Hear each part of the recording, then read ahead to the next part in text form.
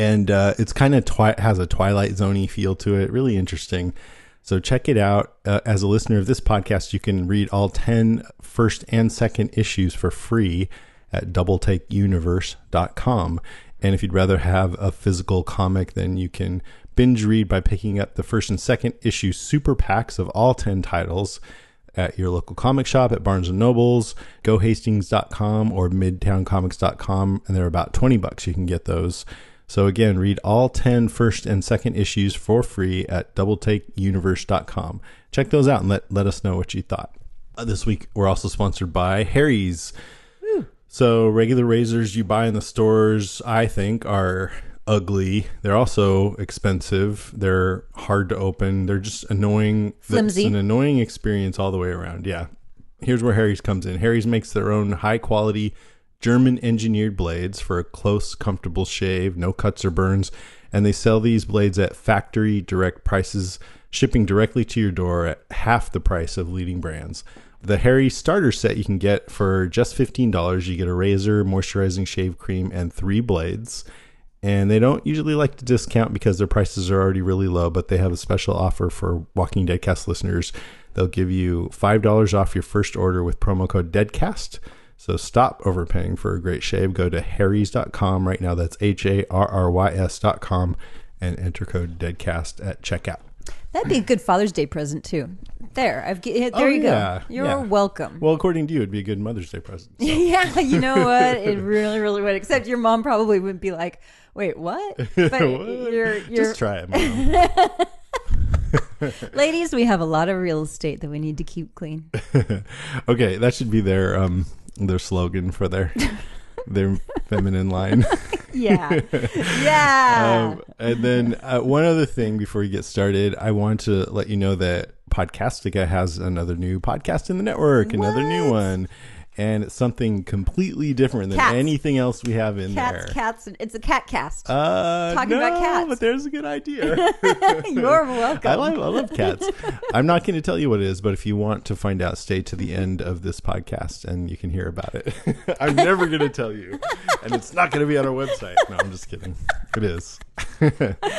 And I got back from Europe. You guys did an amazing job last week, by the way. You're Thank you. I really love listening when you guys do the podcast. You though, baby. It just transforms into something totally different and charming, I think, and fun to listen to as a fan. You know? You're always with us in spirit. I love it. You're always there. I had to write in just so I could, because I really wanted to talk about last week's. I loved it, by the way. I thought it was such a fantastic episode. I must have, yeah. Yep. At Walker Stalker Con. Yeah, I probably watched it in my hotel. I can't remember now. It's all a blur because I was gonna. Okay, you guys, I'm gonna talk about Walker Stalker London a little bit, just because it was kind of special going over to London, and then we'll get to the Deadcast Top 5 right after that. But yeah, so it's 8 hours difference there, and I couldn't sleep. I would go to bed at like 11 and wake up at 1. Yeah. And I couldn't sleep. And for the first 3 days, I slept about 6 or 7 hours total over 3 days. Were you hallucinating at some point? And I was trying to do these panels, right? And so I was chugging Red Bull before each panel. Oh, that's and scary. You know, it was, I'd never had a chance to do this before, but I did a panel, James and I co-moderated with Andrew Lincoln and Norman Reedus. Yeah, which is amazing. The two big guys, yeah. I've seen a picture. And I was like, how are you guys doing? No, I'm just kidding. I was fine. But I wasn't quite as on as I would have liked to have been, but they were freaking hilarious. They were great. And for example, I was like, well, they showed this video beforehand that the fans made trying to beg Andrew Lincoln to come to Walker Stalker London, holding up signs, please come to London, kind of like I guess in Love Actually. Yeah. And it was a long video, and then so we get out on stage, and the people in the audience are like, thank you for coming to London, Andrew Lincoln. And Norman Reedus is all, he lives right around the corner, I came from New York. Excellent point. It's pretty funny. And then later I asked the audience, hey, I'm curious, do you guys consider Andrew Lincoln kind of like yours because he's a hometown local boy done good? And they're like, yeah, and I go, I think he's kind of like ours. And they're like, boo, boo. And then Norman Reedus is all, I came from New York, which is pretty funny. So anyway, Norman, you're ours too. It was really great. And then the other highlight was the Charlie Adlard panel. Yes. Who's the illustrator of The Walking Dead. And a rock star. And he was really fun to talk to. And he's great. We've interviewed him on this podcast a couple of times. And I was wondering about this, like, because I really feel like he is a collaborator on this TV show in a big way. Yeah. A lot of this stuff is pulled right from the comics visually and plot wise, but visually is his domain. It is. And, I asked him, like, do you realize that, when you're drawing that could be manifested in real life at some point? And he was like, yeah, he knew. Yeah. He knows, Yeah. Wow. But it was good. He was like, oh, they're treating me like a rock star over here. I can't do it in a second. But it was pretty cool. Like, he got a lot of, fan adoration and stuff like that. Was it crazy to do Walker's Tucker Con? Everybody's British. I mean, was it mostly people from England, or did you have people from all over the place? The people that I came into contact with had English accents, or some from like Scotland. Yeah. And, yeah. The fans. The UK. Yeah. Did they have a good turnout? Yes, it was packed. That's packed to the gills. Fabulous. And it was really fun. What else did I want to mention? I did also one with Kenrick Green and Sonequa Martin Green, who are married, and they play Sasha and Scott. That was really sweet. Oh, that is sweet. Yeah. But then the other huge highlight was meeting some fans from some Walking Dead cast listeners from the UK. One of whom was Lucy Hinney, who has called in before. Yep. And she was really sweet. And you know what? She's called in a couple of times. I think once she wrote in and then she called in reading the same message, but we had already read it. Anyways, she told me that I haven't played any of her calls. I thought we might have played one of them. But anyway, she has this great accent. So I was feeling bad. So I said, well, then I promise you can call in and no matter what you say, we'll play it. No matter So what. we'll You can call in, you can cluck like a chicken. She'll be like, here's how you make a bomb. And cluck like a chicken. And then she had her either boyfriend or husband, I think boyfriend, Peter, who was a really sweet guy. Then there was this guy, John Bucket, who is a musician and has the best name. Yes. And really nice, and we all had a drink together. This other guy, Wayne Fox, he stopped me just to get a picture, and he didn't really seem to want to talk, but he asked if I would mention him on the podcast. There and you go. A couple other listeners stopped me, so that was really cool. But another great highlight was Abby Utley and Mark Otway. Yeah. They're Isimo. They're this musical group. And I had noticed, I think maybe she wrote to us, I don't remember, but they had this music video called The Coldest Queen. And they have another song called Bitten, I think, that has vampire and zombie associations. And they were amazing online. And so I thought, well, I'll ask them if they want to perform. And they were really excited about it. And then it took me a while to actually get that to happen. Yeah. Because sometimes there's so much going on that it's hard to find slots for people to perform. But I made it happen. And then when we got there, I was like, ooh, I hope they're actually good. You never know. And they were fantastic. Oh, they were so really good. glad. Everybody loved them. And they're really stylish. Guitar. And they have this full band setup, but they just did acoustic so they could, keep it simple and get up on stage quickly. That's so cool. But they were really good and everybody loved them. And I really enjoyed just hanging out with them and meeting them and stuff. You would have loved them, by the way. And Abby said she wants to meet you and squeeze you. Right back at you, Abby. We need to have some of their music on. Yeah, totally. Huh? Well, yeah. I asked them if I could play some during transitions, and they said yeah. And they even said maybe they would write us a jingle or something like that. Jingle, jingle, I'll have to think jingle. of a way to incorporate that. That'd be great. We need a jingle somewhere. Yeah. Well, this one podcast I listened to called Accidental Tech Podcast, instead of saying all their information at the end where they can be contacted, they had this guy write them a song about it. It's like, and if you're into Twitter, you can follow them at da da da da da. It says the Twitter name and stuff, you know. It's great. So I was thinking of just totally stealing that idea for us. If Mark and Abby would do one like that. Oh, that'd be great. Then we wouldn't have to say it anymore. So anyway, that was Walker Stalker London. The fans were just like here. They were all rabid fans, and yeah, awesome, and that was a good time. We could just get somebody to sing our entire podcast. Not us. No. Anyway, all right, let's move on to the main course here. It's Deadcast Top 5. Attention shoppers, Deadcast Top 5 in 5, 4, 3, 2.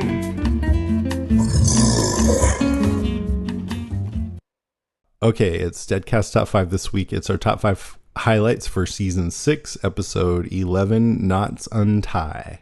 Knots Untie. And there's 5 more left after this, which seems like a lot given where they were at the end of this. So I think something maybe will derail their plans. Huh, you know? That never happens. I know. That seems to be what always happens. Because I'm like, wow, they're really getting to it. But I think they're not going to just get right to it. I so think you're thinking that finally meeting Negan's not going to happen until the very end of the season? Yeah, I really don't think so. Yeah. But we'll see. But in general, I really liked this episode too. Did you? A lot, yeah. Would you give it out of whatever gax? 5 I would gax? give it, I don't know, 4.6. That's strong. Yeah. That's gackalicious. What about you? Not quite as gacky for me. I liked it fine, but I also thought that there was plenty that left me puzzled. And we'll get into that. Okay, yeah, I'm curious about that. Yes. I really like the sense of newness. You know, I've been complaining about how it seems repetitive. Yeah. But it feels adventurous, the idea of heading to this new community. Yes. You know, finding out there's all these new communities. I think it's really, I've said this before, but smart of them to expose us first to Terminus. Yes. Because now we have trust issues, and that's more exciting. Woodbury too. Yeah, Woodbury too. So what about, just curious before we get into our top 5, this guy Jesus. Do you trust Jesus at this point or not? With really? a name like Jesus, what's not to trust? That might be a reason not to trust him. Right? Like if you got a guy who's purposefully making himself look like Jesus and he's okay with people calling him that, that would be a reason for me not to trust the guy. Yeah, in real life, you know. What's his actual name? Like Paul Rovia or something like that. Paul Rovia. Oh, right. And then in the comic, it's slightly different. It's like Monroe. Paul Monroe, yeah. So Monrovia. Interesting. If you combine the two. But do you trust him? Heck no. You don't? Really? No. Not at all, huh? No. Not even. Trust issues. I do have trust issues, but I feel like they're earned. They're earned. They're explainable. So you mean, with other people or with him, because one thing that was interesting to me, I heard you guys say. Wait, maybe I didn't hear you guys say this. You heard us. Like last episode, how he tried to steal from them. Yes. And this episode, he said, you looked like troublemakers or something like that. Yeah, he did. But I now realize you're good people and I like you.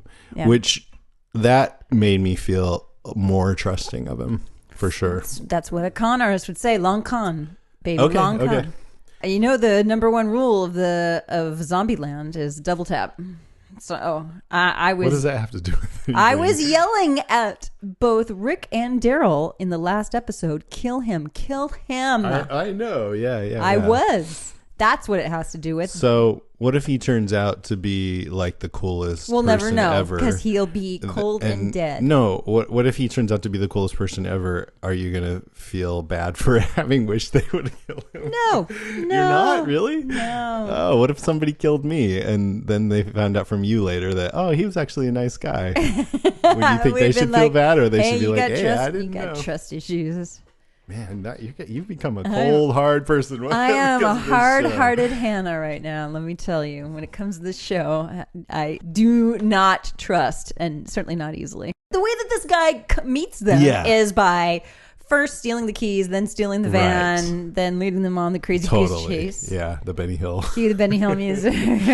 I totally agree. And then busting in on them in the news. I know. That's like rude. Just knock. If you need to talk to somebody. That's what doors are for. Yeah. Don't just come in and then you see him naked. Maybe he'll be like, oh, I'll go out and knock. Were you Don't raised just say, by wolves? Hey, guys, I need to talk to you right now. Yeah, exactly. Oh, but hey. It's more dramatic, I guess. All right. Let's get into our top 5. Let's you go first. do it. All right. Since we're talking about new community, I'm going to tell you that my number 5 is the new community. And I like new locations. So that was really fun to see. Super fun.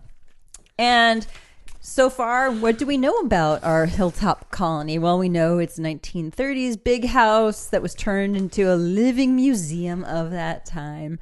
And now you can cue the banjo music. By the way, did you notice that they had banjo music? Yeah, I loved it. I love that. So it didn't seem derogatory to me. No. It just seemed nice. I mean, I didn't think it was supposed to be like, hey, these are bumpkins or something like that. Like when you sing that song, that's what it makes me think of. It wasn't like Deliverance. It was just nice, moody music. I noticed that you have a banjo out there and banjo music. That's Jenny's. Is it? It's not mine. All right, so you open the gate and there's someone chopping wood picturesquely. Yeah. There's somebody leading a cow around endlessly. There's a woman washing laundry with a laundry board, which, by the way, I can only think of now as the Zydeco band instrument. Yeah, I think I read online, maybe it was Scott Gimple or somebody saying how Alexandria is a modern community because it has solar and all this, right? It's sustainable. And what's her name had talked, Deanna had talked about how they were supposed to be off the grid. But this is the opposite of that. It's built around. It's really off the grid. And possibly people who are more equipped to live in that style would be more equipped to handle the zombie apocalypse than people who are more dependent on modern conveniences and no longer have access to those, you know? Right, yeah, okay. But they were walking around with spears, and it made me think of Ewoks. Oh, they were walking around with spears, and I thought yeah, they have no guns. They kind of reminded me of Ewoks. Are they better equipped to handle the zombie apocalypse? I don't know. They're getting strong-armed. Weapons, yeah. Yeah, they're getting strong-armed. I mean, yet again, they come and find this group that somehow has made it this far and yet are totally weak. Like, why? Because the plot demands it. That's one of my flaws with this episode. Yes. But yeah, that's a continual thing. And for some reason, this one guy, Jesus, is a total badass, but everyone else just sucks. And he hasn't taken the time to teach anybody anything, it looks like. Right. So I can agree with you there.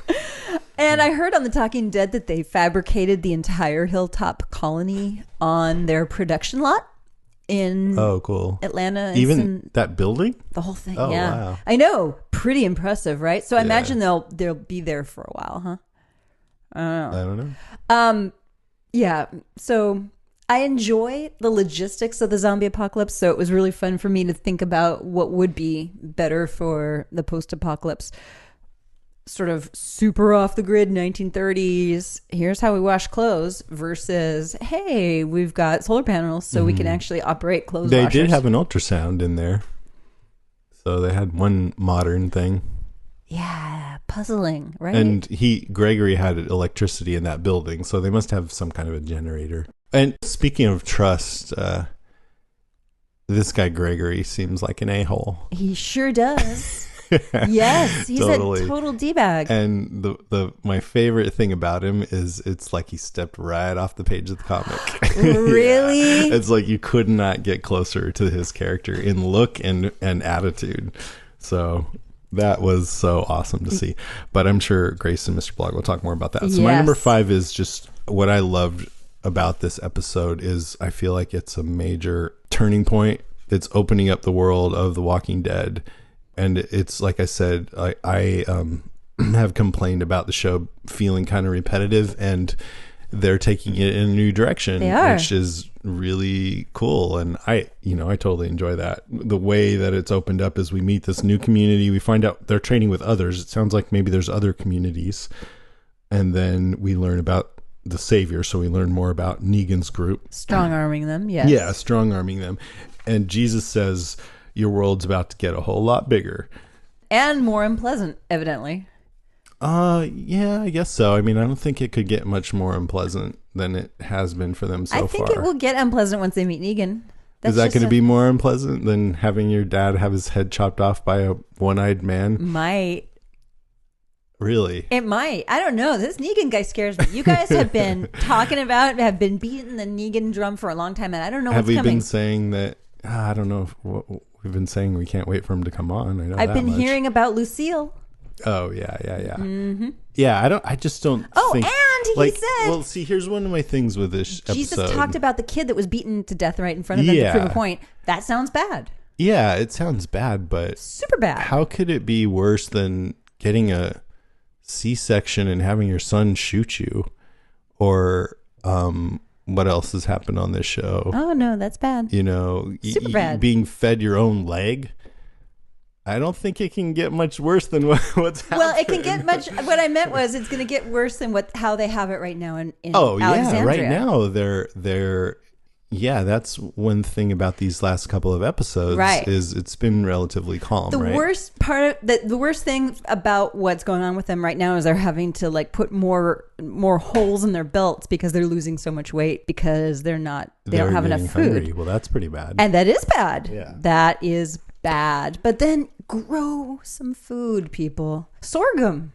It's not just for cattle. Yeah, that's another thing is the Alexandrians are... I mean, I really liked that Gregory showed some wherewithal by saying, well, you know, basically suggesting, well, you should be growing these other kind of crops. Yes. Soy, corn, not Yes. just tomatoes and cucumbers. Vegetables And- constantly. Right. Yeah. Exactly. So it was And cool take a shower. to show that, oh, maybe because like, why would anybody follow this guy? He needed to say something smart, and that Right. sounded smart to me. Right. But then it made me think, well, why haven't the Alexandrians been even growing tomatoes before now? They've been there for 2 years or whatever, how long it's been. You know? And they're supposed to be this self-sustaining community. Yeah, Yeah. it's puzzling. But, and why don't they have like a whole chicken coop? Why don't they have some animals, some pigs, some cows, some sheep? Right. Yeah, they Sheep should would be good. doing all this Goats? stuff. Instead, they're hoarding all these like candy bars in their supply room and sending Aaron out to get more. Right, and Daryl to go get a soda. So it sounds like you're just thinking, oh man, these guys are probably bad too, so I don't like this. Is that what you're thinking? You're Well, not curious here's- about what's going to happen next, or I'm super curious. intrigued by all the possibilities that this episode brought up? No. That's remember I said new community. I like new locations. Yeah. So I like new locations. I'm very intrigued, but I'm also scared because in the past, when we've seen new Yeah. locations and we had the pretty music as they marched into Terminus, and hey, anybody up for some barbecue? Yeah. That's why I think it's brilliant that they introduced Terminus first, because Yes.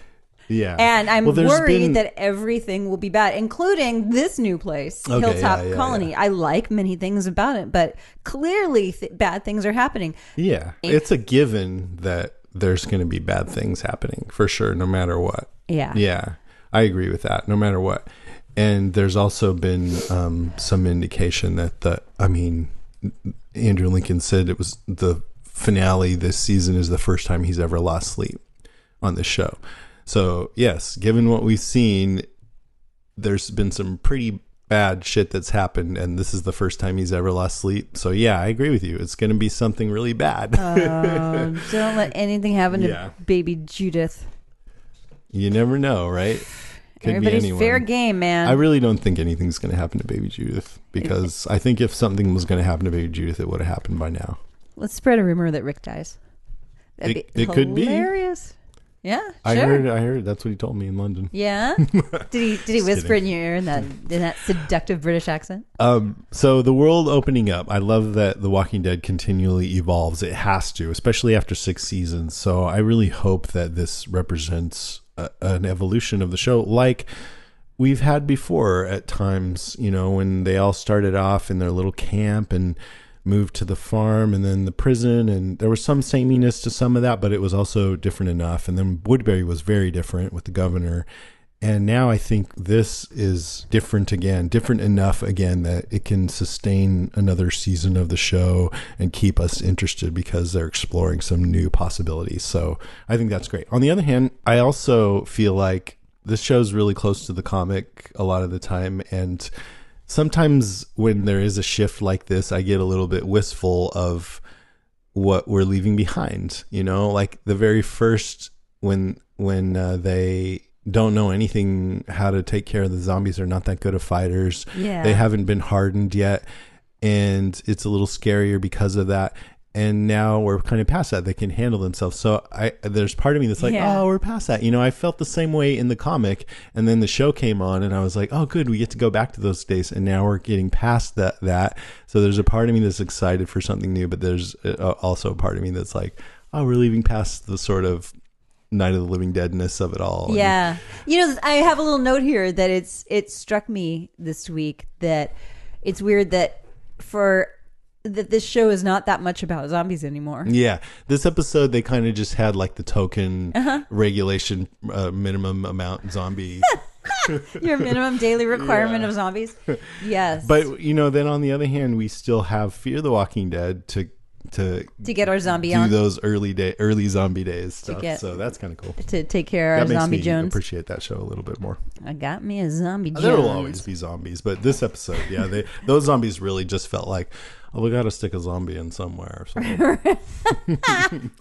As God is my witness, there will always be zombies. Yeah, I mean, I would be fine with a completely zombie-less episode, but I think, and there have been issues of the comic without zombies, but I think there's some edict that they can't have an episode without a zombie. What's the fewest we've ever seen?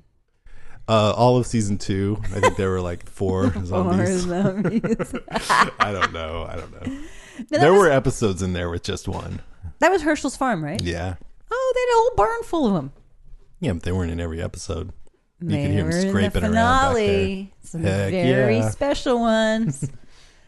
Wow. All right, I'm done. That beer went right to my head. Yay. Yay. All right. So I'm going to say the next one for me would be the car crash. It was pretty confusing. Sketchy, huh? I'm hoping that you will clear some things up. Okay. Here's what I need you to tell me what happened. Damn it. I was afraid you were going to say this. Yeah, because I don't know. And I watched it a bunch of times and I was Really? like, Okay. I still well, don't I'm glad understand. to hear you say that because I watched it twice and both times I felt myself kind of losing interest and then going, did I miss something important there? Because I'm confused. Yes. And the thing I was wondering is, what could they possibly have hit? Did they hit the zombies? And why are they in a building scattered in different places in the With zombies building? in the I think they building. were getting medical supplies in the building or Okay. they were going to get medical supplies. That's what the doctor said. But then how did their car flip over? And then I think the car, they saw a crowd of zombies and they crashed into it and they were thrown into various windows in the building. In the building. Yeah. And then they all had to find each other. And then they trapped some zombies inside the car because People are saying how stupid we are right now, by the way. Yes, All you're right. Write in You're and tell us what happened. absolutely right. Sorry. Yep. So people, I was thinking to myself, people hit creatures that are on the road all the time, but it's usually fast ones. Like deer will, bound into the road, but zombies are pretty slow and stupid. So, yeah. It felt like one of those don't even. lame Walking Dead setups sometimes that don't make enough sense. But I bet you somebody will write in. Okay, and somebody help us understands the whole understand thing. it, yeah. Yes. Go for it. That's it? Okay. Yeah, that's it. So I liked that this episode had kind of a light tone, relatively. Not as light as last week's, but I like that, we get a few really intense episodes and then we get some lightness and things are relatively okay. I mean, at least one guy died, but we didn't know him. And things worked out fairly well for people. And They did. Even it was kind of funny. Like I liked the part where Daryl would rather eat possum than oatcakes. Yeah, because they look like shit. And he goes, I'm going to make a pit stop. I'll pick up something then. And she's like rabies. Oh, that's hilarious. She said he reminds her of someone. Who do you think that he reminds her of? I don't know. I bet you we'll find out. The wolf? though. It can't be the wolf. No. I think it's someone from her past. But some people are like filler, and if it's not intense with death or attacking zombies, then it's automatically relegated to filler. Like I said, I think this is a game-changing episode, and it's a setup episode, but I thought it was really engaging. It's an engaging bit of TV, and I don't want to expect this show to just every episode to top itself. It's got to be a back and forth, Yes. a push and pull. And I think Walking Dead, especially in later seasons, has done that really well. It goes back and forth, and I love the intense episodes, but it's fun to have a couple like this that are not so intense, but still, in my opinion, really good. And these characters are so fun to watch. I could watch Dr. Denise talk to Daryl all day long because they're both great characters against each other. Oh, I love them. We need both. some more Daryl Carroll. We haven't had any Daryl Carroll. Carol in a while. has been MIA. Where the is Carol? She's probably just hanging out. Where did we last see her? I mean, we had that 2 time episodes. jump. She wasn't around last time. I don't think. You're right. I don't think so. So we had the time jump. She's one of their best But fighters too. Why wouldn't she? There are go some of along? her cookies hanging around, so either they're really stale or she's just hanging out in the He background. does not even want her oat cakes, Daryl. No, that was Denise's. Okay, I'm saying Jesus ate the cookie. Nice, good cookie. Oh yeah, that's right. Daryl Jesus said did the eat cook's cookie. not here. Cook's not here. She's not here. Where's the cook? Maybe the cook went on She's not here. a mission or something. I don't know. Maybe she's finding another little boy to scare. All right, before we get on to our number 3, I want to do our first sponsor. Well, it's our third sponsor, actually. That's Club W. And have you guys tried out Club W yet? Some of you are like, what is Club W? Well, I'll tell you. Club W is the world's only personalized wine club, which means that you get wines sent to your door that are chosen based on your personal tastes. So they have this 6-question quiz. It's really short and easy and fun to take, and it calibrates your taste. And then they have dozens of wines to choose from. There's all kinds: whites, reds, dry ones, rich ones, bold ones, subtle ones. And they use grapes from all over the world. And then they'll pick bottles based on your answers to that quiz, send them off to you, and you get to try them out. They like to say that Club W is leading the grape to glass revolution. And what that means is that they work directly with the vineyards around the world to cut out the middlemen like brokers, importers, retailers, and other people like that. So that saves you money. So they can offer quality wines that would cost up to twice as much in the retail store. And also, I was reading on their website, shipping directly to you means they can invest in smaller, more unique lots because they don't have to have volume quotes and expensive brand marketing campaigns. So they can, go in different directions than you might get if you just go to the grocery store. They also now, I saw, have a mobile app. So you can manage your orders on there, add or remove bottles. You can scan your barcode on your wine, and then they have little short videos for every bottle of wine. You watched any of those? No, I haven't yet. It's like a sommelier or a wine expert just giving talking about the wine and what it's like. And it's really quick. It's fun to learn about if you want to, or if you don't care about learning and you just want to drink, you can just do that too. I think it was kind of fun to get an idea of what the wine is all about. But the best thing that Karen and I can say about this is that we both tried it. And both loved it. Probably heard. We both liked it. And it was fun to take the quiz and get the wines and try them out and share them with our friends. They've made appearances at no less than 3 Karen and David dinner parties. Yeah, it sounds good. like it's been successful in each one. For me, I just opened them and drank them all myself. In a I gave some closet. to Jenny, yeah. In a grape juice jar. So I definitely recommend you check this out if you're interested in wines, and especially if you want to save money or if you just aren't sure what wines to try and you want to have these wines tailored to your tastes. Right now, Club W is offering Walking Dead Cast listeners 50% off your first order, which I think is amazing. Fabulous. When you go to clubw.com/deadcast. That's clubw.com/deadcast. So thanks to Club W for your support. Thanks, Club W.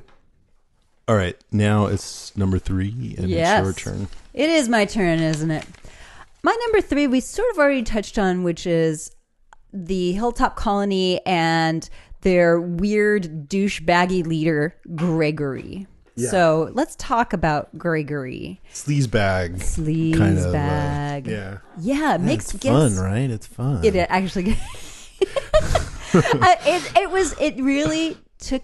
I really had to step back when he said, "Go and wash up," because you guys are all sweaty and gross looking.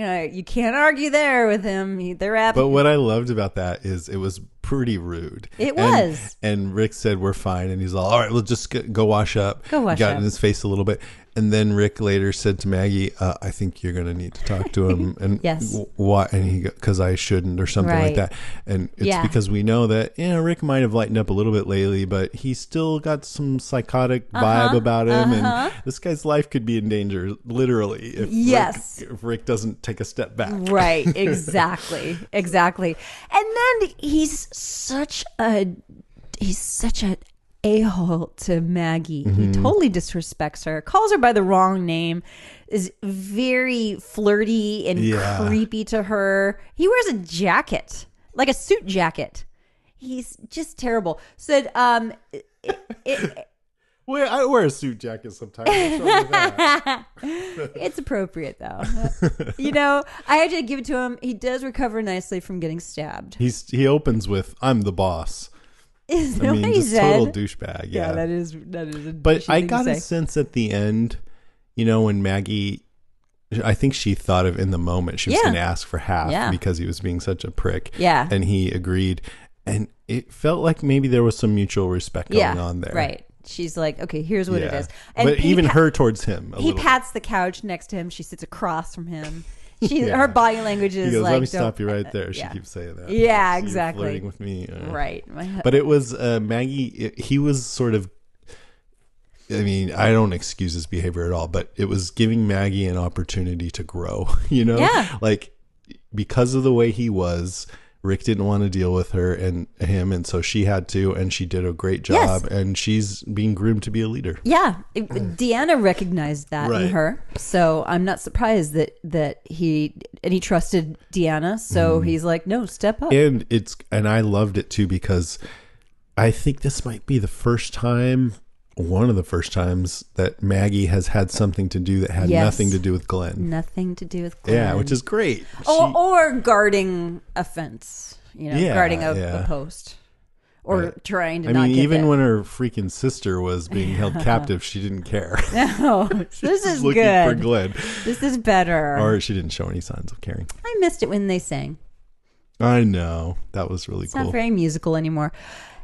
I'll give it to this guy. He can get stabbed and make a pretty instantaneous comeback. So there's that.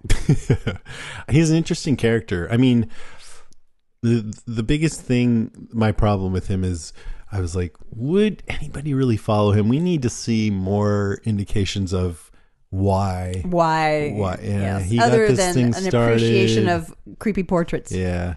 But other than that, I'm like, yeah, this is an interesting guy. I'm interested. There's more to him. Yeah, it'll be fun to see how this goes down. Mm-hmm. Okay, what's your number 3?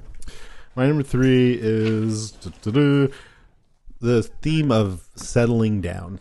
So I feel like even though Walking Dead never can have things really be okay for too long, I just feel like the point they're getting at is in this episode that, okay, things are stabilizing a bit and it's time to think about, or at least if they're not stabilizing, that we've been together for a long time. And so can we have any kind of a life outside of just survival? And so that naturally brings to mind relationships. We have Rick and Michonne hooking up. Carl is cool about it, which I thought was cool. It was good to see him smile, you know, and have that little interaction with Rick. He loves Michonne. I knew he'd be fine about it. Then I thought it was really sweet to see Maggie and Glenn looking at her ultrasound and then that pass was it nice. around. That was lovely. And then the one that they really dwelled on was Abraham, who is thinking about his life. He's looking at Rick and Michonne. He's looking at Maggie being pregnant. The wheels are turning. And there was that really sweet scene with him and Rosita, and she just looked so sweet. But, you can't, like he said, you can't teach chemistry. You can't account for who you're going to fall in love with. And I can't, if it, basically I think what Abraham is thinking is, what do I really want to do with my life? Even I think why he was so happy when he almost got choked to death. My interpretation of that was, I know now that life is fleeting and I should really just go for what I want. And what he wants, obviously, is Sasha.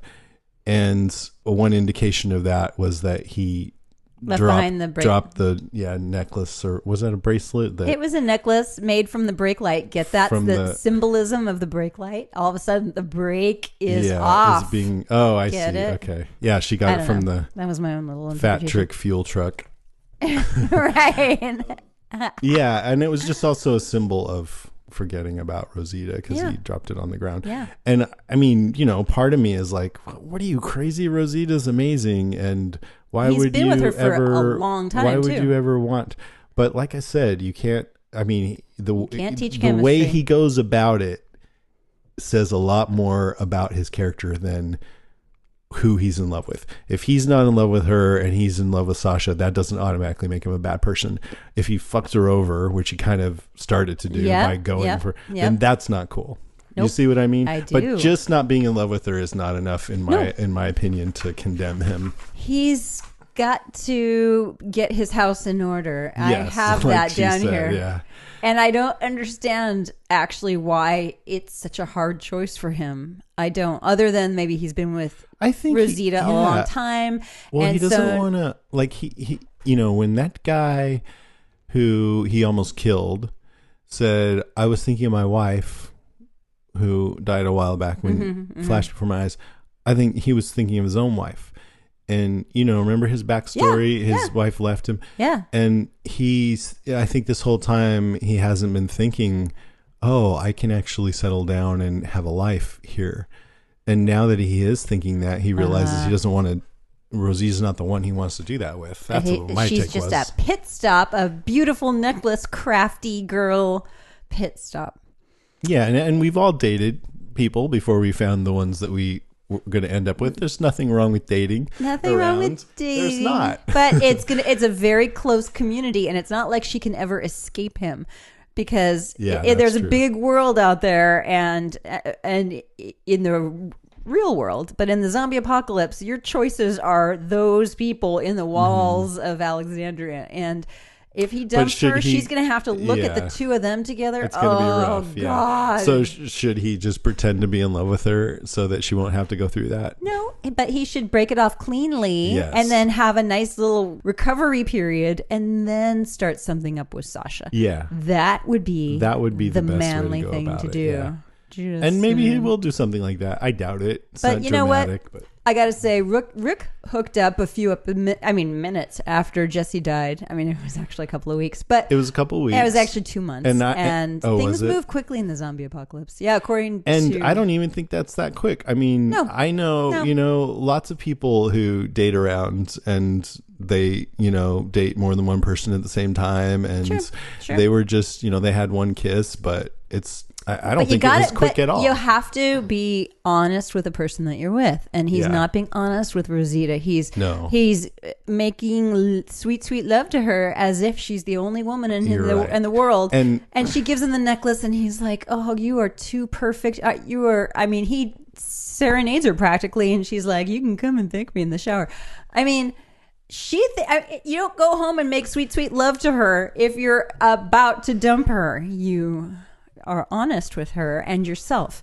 So right. And I know from personal experience that sometimes it takes people time to realize that for themselves. That's a big step. And if I was Abraham, I wouldn't want to dump Rosita unless I knew for sure that I didn't want to be with her, and sometimes that takes a little bit of thinking. It does. It does. Right? That would be very frivolous to do that. Let her down gently. Yeah. Is all I'm saying, because she has to watch the two of you now fall in love in front of her eyes. It's going to be ugly. It's not. Yeah, it's not pretty. It's not. But the alternative is to just pretend that his heart is with her when it's not and try to stay that way for all eternity. That's not an option. No. Hopefully there's a wonderful fellow in the walls of Alexandria who will be right for her at some point.